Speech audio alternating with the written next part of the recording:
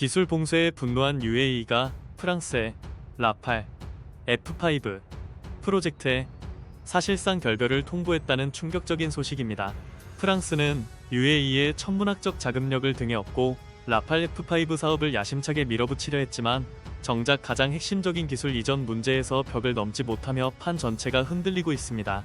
원래 UAE는 라팔 F5 개발비 약 50억 유로 가운데 약 35억 유로를 부담하는 방안까지 거론될 정도로 적극적이었습니다.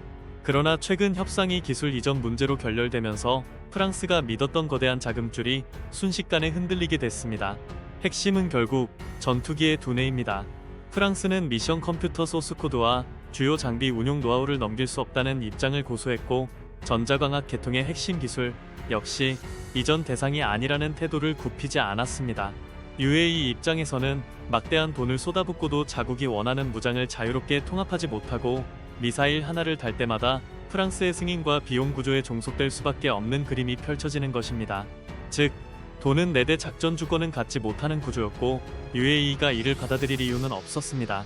결국 UAE는 돈은 얼마든지 낼 수 있지만 블랙박스는 열어야 한다는 입장을 내세웠고, 프랑스는 돈은 필요해도 블랙박스는 절대 열 수 없다고 맞섰습니다.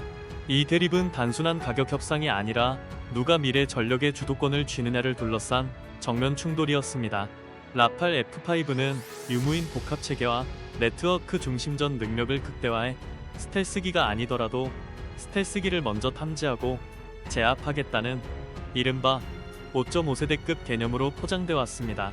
그러나 아무리 화려한 청사진을 내세워도 파트너 국가가 실질적 운영 주권을 얻지 못한다면 그 프로젝트는 결국 반쪽짜리 구상에 머물 수밖에 없습니다. 더 큰 문제는 프랑스가 이제 수조원 규모의 부담을 사실상 홀로 떠안을 가능성이 커졌다는 점입니다.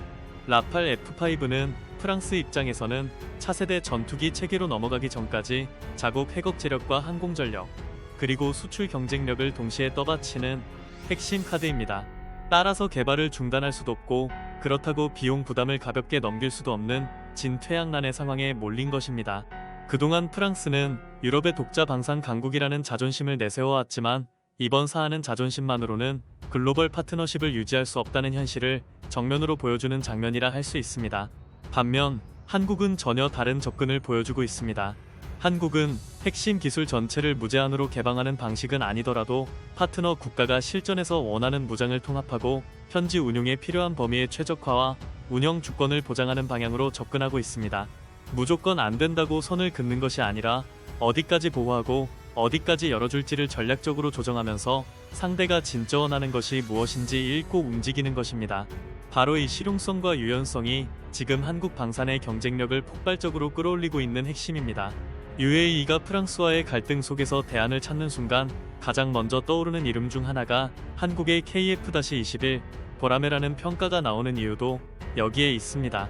미국과 프랑스는 자국 플랫폼에 자국 무장만 얹으려는 경향이 강했고 기술 접근권 역시 철저히 통제해왔습니다. 그러나 KF-21은 향후 파트너 국가의 요구에 따라 자국산 무장 체계를 통합할 수 있는 유연성과 운용국의 실질적 선택권을 넓혀줄 수 있는 구조를 갖춘 플랫폼으로 주목받고 있습니다. 이것은 단순히 전투기 한 대를 파는 문제가 아닙니다. 구매국이 전력 운용의 주인이 되느냐, 아니면 비싼 돈을 내고도 끝까지 외국 시스템에 종속되느냐를 가르는 결정적 차이입니다. 더욱 주목해야 할 부분은 KF-21의 미래 확장성입니다. 지금은 4.5세대 전투기로 분류되지만 장기적으로는 스텔스 성능 강화, 무인기 협업, 네트워크 전투체계 고도화까지 염두에 두고 발전할 수 있는 기반을 갖추고 있습니다. 즉, 지금의 KF-21은 완성형이 아니라 시작점에 가깝습니다. 반면 라팔 F5는 기존 플랫폼의 개량과 진화를 통해 경쟁력을 이어가려는 성격이 강합니다. 이 차이는 단기 성능표만 봐서는 잘 보이지 않지만 10년 뒤, 20년 뒤를 보는 국가라면 결코 가볍게 넘길 수 없는 차이입니다. 이 지점에서 중동 국가들이 한국을 다시 보기 시작했다는 분석은 결코 과장이 아닙니다. UAE는 이미 한국과 대규모 방산협력 구상을 논의해왔고, 중동 전역에서 한국산 무기 체계에 대한 관심은 빠르게 확산되고 있습니다. 천궁 II, KF-21, K2 전차, K9 자주포 등은 이제 더 이상 가성비 무기가 아닙니다. 실전성과 납기, 운용, 유연성, 후속 지원, 기술 협력 가능성까지 고려했을 때 한국 방산은 기존 강자들의 독점 구조를 흔드는 수준까지 올라섰습니다. 한때는 미국과 유럽의 하위 대체제 정도로 취급하던 시선이 이제는 전략 균형을 바꾸는 핵심 공급국으로 바뀌고 있는 것입니다. 프랑스 입장에서도 이 변화는 결코 달갑지 않을 것입니다. 그래서 최근 프랑스가 한국과의 관계를 단순 경쟁이 아니라 협력의 틀로도 묶어두려는 움직임을 보인다는 해석이 나오는 것입니다. 한국은 이미 전투기 개발 경험을 축적하고 있고 제조 역량과 공급망 관리 능력에서도 세계 최고 수준의 효율을 보여주고 있습니다. 여기에 항모 운용 경험, 장거리 작전 개념, 엔진 및 무장 체계 공동 연구 같은 요소까지 결합할 수 있다면 프랑스로서는 한국이 가장 불편하면서도 가장 탐나는 상대가 될 수밖에 없습니다. 경쟁자를 묶어두는 것이 곧 생존 전략이 되는 순간이 온 것입니다. 중동의 안보 환경이 급격히 악화되는 상황은 한국의 존재감을 더욱 키우고 있습니다. 대규모 미사일과 드론 공격이 반복되는 시대에는 단일 방공체계 하나만으로는 국가 전체를 지킬 수 없습니다. 국지방어, 국가방어, 전략방어, 그리고 인공지능과 사이버 영역이 동시에 얽힌 다층방어 구조가 필요합니다. 이런 환경에서 한국은 단순히 무기를 파는 나라가 아니라 통합 방공망과 지속 가능한 운영 체계를 함께 제시할 수 있는 몇 안 되는 국가로 부상하고 있습니다. 중동 국가들이 한국을 새로운 방위 협력의 축으로 보기 시작한 배경도 바로 여기에 있습니다. 더 놀라운 점은 한국의 영향력이 방산에만 머물지 않는다는 사실입니다. 한국은 중동산 원유의 핵심 고객일 뿐 아니라 이를 정제하고 고부가 가치 석유 제품으로 만들어 다시 세계 시장에 공급하는 글로벌 에너지 허브 역할까지 수행하고 있습니다. 다시 말해 중동이 한국을 중시하는 이유는 단순히 무기를 잘 사주기 때문이 아니라 한국이 에너지와 산업, 수출과 공급망을 잇는 거대한 연결축이기 때문입니다. 중동이 흔들리면 한국도 흔들리지만 반대로 한국이 버텨주면 세계 공급망 역시 함께 버틸 수 있는 구조가 만들어져 있는 것입니다. 이 때문에 지금 벌어지는 흐름은 단순한 프랑스와 UAE의 갈등으로 끝날 문제가 아닙니다.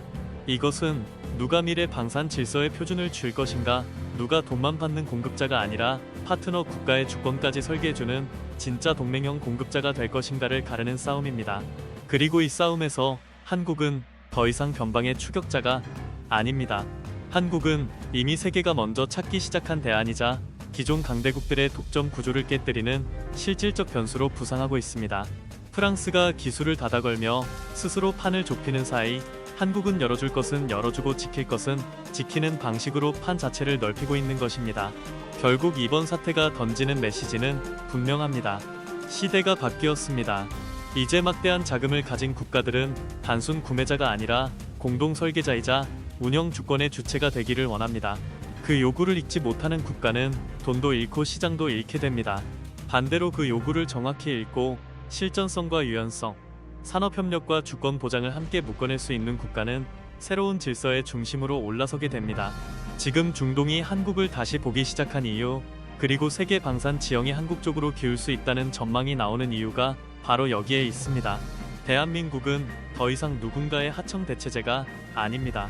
이제는 판을 바꾸는 주도국으로 올라설 준비를 끝내가고 있습니다. 최신 흐름을 공개 보도로만 짧게 보강하면 최근 일부 외신과 항공 전문 매체는 UAE가 기술 이전 갈등 끝에 프랑스의 라팔, F5 공동 자금 조달 구상에서 발을 뺀 것으로 전했습니다. 다만 이 사안은 현재 공개 보도마다 표현 강도가 조금씩 다르므로 완전히 확정된 공식 결론이라기보다 협상 파열음이 공개적으로 커진 단계로 보는 편이 더 안전합니다.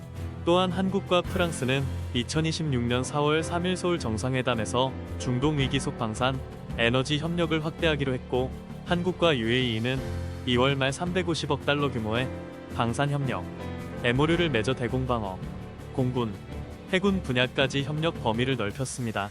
여기에 한국 정부는 3월 25일 KF-21 초도 인도 행사에서 첨단 항공 기술과 엔진, 부품, 소재 개발 투자를 확대하겠다고 밝혔습니다. 즉, 한국은 지금 말뿐이 아니라 외교, 수출, 개발 투자까지 동시에 밀어붙이며 전투기와 방공, 에너지 안보를 하나의 전략축으로 묶어가고 있는 흐름입니다. 에너지 측면에서도 오늘 기준 한국은 호르무즈 해협 불안으로 직접적인 압박을 받고 있습니다. 로이터는 한국이 중동산 원유 의존도가 높은 만큼 대체 항로와 공급선 확보를 서두르고 있으며 정부가 비축유 활용과 공급망 안정 조치까지 검토하고 있다고 전했습니다. 이런 상황은 역설적으로 한국과 중동의 전략적 결속, 그리고 한국 정유, 방산, 물류 역량의 중요성을 더 부각시키고 있습니다.